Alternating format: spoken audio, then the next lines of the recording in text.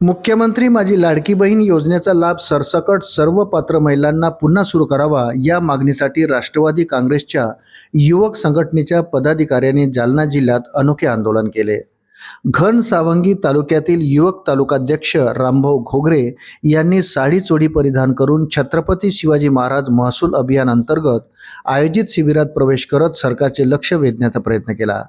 या प्रकारामुळे शिबिरात काही काळ गोंधळाचे वातावरण निर्माण झाले। पोलिसांनी घोगरे यांना ताब्यात घेतले असून पुढील कारवाईकडे लक्ष लागले आहे। राज्य सरकारने माझी लाडकी बहीण योजनेतील सुमारे 92 लाख लाभार्थी महिलांची नावे यादीतून वगळली आहेत। ई-केवायसी न करणे, वार्षिक उत्पन्नाची अट पूर्ण न होणे आणि इतर अपात्रतेच्या कारवाईमुळे ही कारवाई करण्यात आली आहे।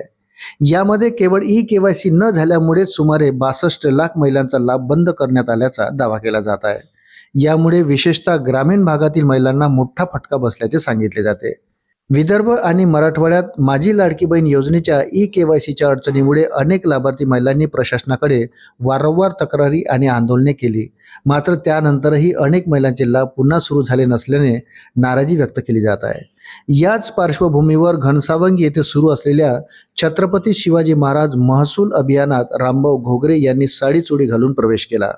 प्रशासनाला निवेदन देत त्यांनी लाडकी बहीण योजनेतील महिलांना पुन्हा सरसकट लाभ देण्याची मागणी केली। घोगरे यांनी सांगितले की 2024च्या विधानसभा निवडणुकीदरम्यान सर्व पात्र महिलांच्या खात्यात योजनेचे पैसे जमा करण्यात आले होते।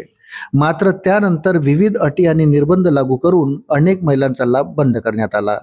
त्यांच्या म्हणण्यानुसार केवळ घनसावंगी तालुक्यातच सुमारे 45,000हून अधिक महिलांचा लाभ थांबला आहे। महिलांना पुन्हा सरसकट लाभ मिळावा यासाठी साडी चोळी परिधान करून आंदोलन केले। प्रशासनाकडे निवेदन देण्यासाठी गेलो असता आम्हाला अडवण्यात आले। महिलांचा लाभ पुन्हा सुरू होईपर्यंत आंदोलन सुरूच राहील असा इशाराही घोगरे यांनी दिला। अशाच नवनवीन अपडेटसाठी व्हिडिओला लाईक आणि चॅनलला सबस्क्राईब जरूर करा। धन्यवाद।